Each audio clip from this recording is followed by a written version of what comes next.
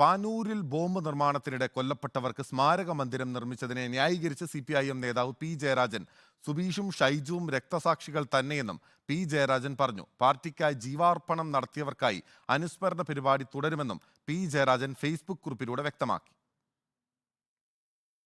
2015 June 6 Panoor ചെറ്റക്കണ്ടിയിൽ bomb നിർമ്മാണത്തിനിടെ മരിച്ച സുബീഷും ഷൈജുവും രക്തസാക്ഷികൾ തന്നെയെന്ന P. ജയരാജന്റെ ന്യായീകരണം. രക്തസാക്ഷികൾ രക്തസാക്ഷി തന്നെയെന്നും പാർട്ടിക്കായി ജീവാർപ്പണം നടത്തിയവർക്കായുള്ള അനുസ്മരണ പരിപാടി തുടരുമെന്നും P. ജയരാജൻ ഫേസ്ബുക്ക് കുറിപ്പിലൂടെ വ്യക്തമാക്കി. RSSും ബോംബുണ്ടാക്കുമ്പോൾ കൊല്ലപ്പെട്ടവർക്ക് സ്മാരകം പണിതിട്ടുണ്ട്. ചെറുത്തുനിൽപ്പിനിടെയാണ് സുബീഷും ഷൈജുവും രക്തസാക്ഷികളായതെന്നും P. ജയരാജൻ പറയുന്നു.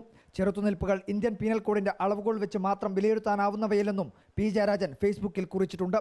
ചരിത്ര സംഭവങ്ങളെ ആർക്കും നിഷേധിക്കാൻ കഴിയില്ലെന്നും നിരസിക്കുന്നവർക്ക് ചരിത്രം മാപ്പു നൽകില്ലെന്നും മാധ്യമങ്ങളെ വിമർശിച്ച് P. ജയരാജൻ ഫേസ്ബുക്കിൽ കുറിച്ചിട്ടുണ്ട്.